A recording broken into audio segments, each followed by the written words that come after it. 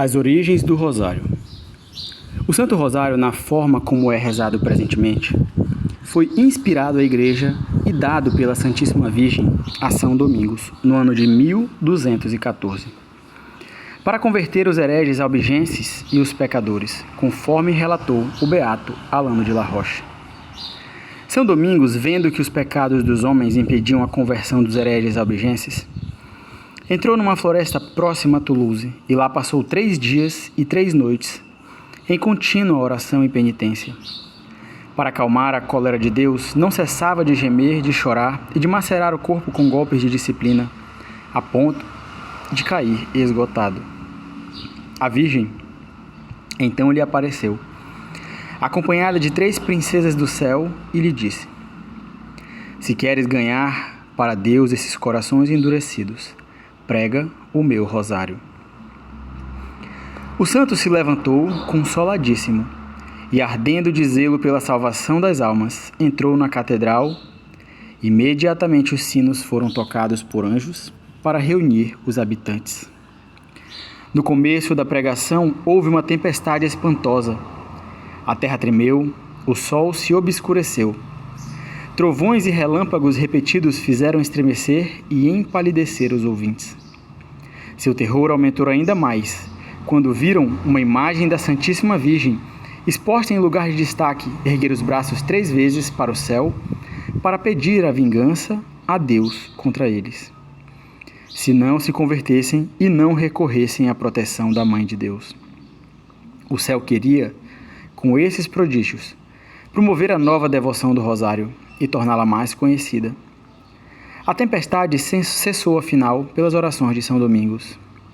Este prosseguiu a pregação e explicou com tanto fervor e entusiasmo a excelência do Santo Rosário, que quase todos os habitantes de Toulouse o adotaram e renunciaram seus erros. Em pouco tempo, notou-se uma grande mudança nos costumes e na vida da cidade. O estabelecimento do Rosário, dessa forma prodigiosa, que faz recordar o modo como Deus promulgou sua lei no Monte Sinai, torna manifesta a excelência dessa devoção. São Domingos, inspirado pelo Espírito Santo, instruído pela Santíssima Virgem e por sua própria experiência, pregou o Rosário todo o resto de sua vida. Pregou-o pelo exemplo e pela palavra nas cidades e nos campos, diante dos grandes e dos pequenos, diante dos sábios e dos ignorantes, dos católicos e dos hereges.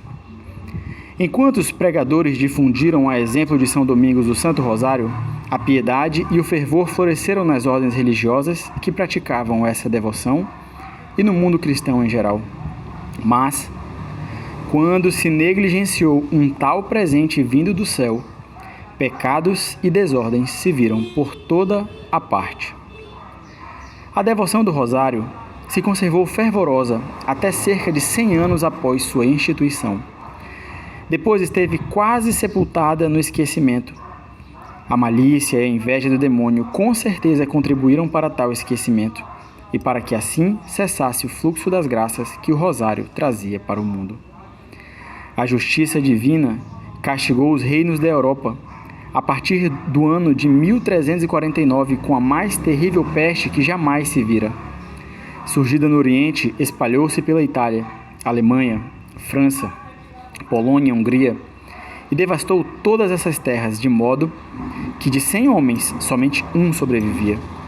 As cidades, as aldeias e os mosteiros se despovoaram durante os 3 anos que durou a epidemia, e a esse flagelo de Deus ainda se seguiram outros. Quando, pela misericórdia de Deus, tais misérias cessaram, a Virgem ordenou ao beato Alano de la Roche, célebre doutor e famoso pregador da ordem dominicana, que restabelecesse a antiga confraria do Santo Rosário. Desde o estabelecimento do Rosário por São Domingos até 1460, quando o beato Alano o restabeleceu por ordem do céu, ele foi chamado o Saltério de Jesus e da Virgem, porque contém 150 ave-marias, o mesmo número de salmos do rei Davi. Depois disso, a voz pública, que é a voz de Deus, lhe deu o nome de Rosário, que significa coroa de rosas. A Santíssima Virgem aprovou e confirmou esse nome, revelando a várias pessoas que elas lhe ofereciam tantas rosas agradáveis quantas ave-marias e tantas coroas de rosas quantos rosários rezassem.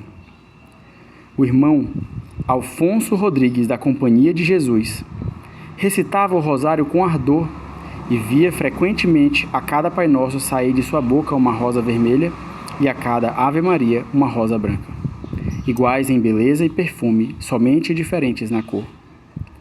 As crônicas franciscanas contam que um jovem religioso tinha o louvável costume de rezar o terço diariamente antes da refeição. Um dia, por uma razão qualquer, não rezou e, quando tocou o sino para jantar, conseguiu permissão do superior para rezá-lo antes de ir à mesa. Mas, como se ele demorasse demais, o superior enviou um religioso para chamá-lo. E esse religioso o encontrou na cela toda iluminada por uma luz celestial e viu a Santíssima Virgem com 2 anjos. À medida que o religioso rezava as Ave-Marias, belas rosas saíam de sua boca e os anjos as iam pegando uma após outra e as colocavam sobre a cabeça da Virgem, que manifestava seu agrado. 2 outros religiosos, mandados pelo superior para ver a causa do atraso dos outros, presenciaram também o fato. A Virgem só desapareceu quando o terço estava inteiramente rezado. O rosário é, pois, uma grande coroa e o terço é um diadema, ou uma pequena coroa de rosas celestes que se põe sobre a cabeça de Jesus e de Maria. Não é possível exprimir como a Virgem estima o rosário acima de todas as devoções e quanto ela é generosa em recompensar os que trabalham por pregá-lo e difundi-lo, e, pelo contrário, como ela é terrível contra os que se opõem a ele. Enquanto viveu, São Domingos, acima de tudo, teve empenho em louvar a Santíssima Virgem, pregar suas grandezas, incentivar todas as pessoas a honrá-la por meio do rosário. Em contrapartida, a poderosa Rainha do Céu não cessou de espargir abundantes bênçãos sobre o santo e coroou seus trabalhos com prodígios e milagres. Nunca ele pediu alguma coisa a Deus pela intercessão da Virgem sem ser atendido. Como cúmulo de favores, ela o tornou vitorioso sobre a heresia dos albigenses e o fez pai e patriarca de uma grande ordem religiosa. A Virgem não somente favorece os pregadores do rosário, mas também recompensa os que, pelo exemplo, atraem outros a essa devoção. Afonso, rei de Leão e da Galícia, desejava que todos os seus servidores honrassem a Maria Santíssima pela reza do rosário.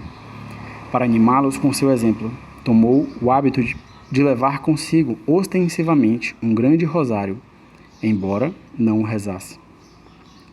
O efeito foi que todas as pessoas da corte se sentiram obrigadas a rezá-lo.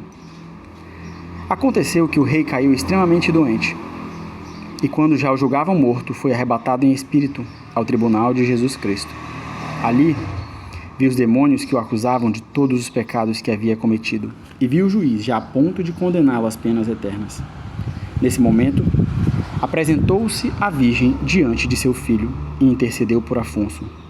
Foi então trazida uma balança, e num dos pratos dela foram colocados todos os pecados do rei, e no outro prato, a Virgem colocou o grande rosário que ele tinha levado em sua honra, e também os que ele, pelo seu exemplo, tinha feito rezar. E esse prato pesou mais que o de todos os pecados.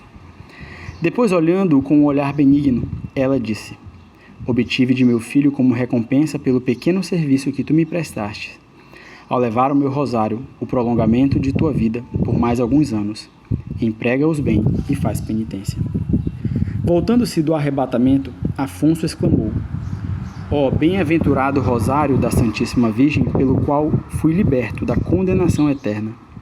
Depois disso, recuperou a saúde e passou o resto da vida rezando diariamente.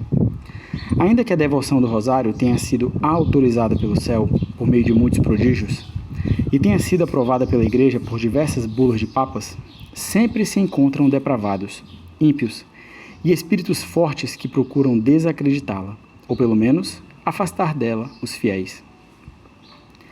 É fácil reconhecer que suas línguas são infectadas pelo veneno do inferno e que eles são conduzidos pelo espírito maligno, pois ninguém pode desaprovar o Santo Rosário sem que condene o que há de mais piedoso na religião cristã, a saber, o Pai Nosso, a Ave Maria, os mistérios da vida, da morte e da glória de Jesus Cristo e de sua Santa Mãe.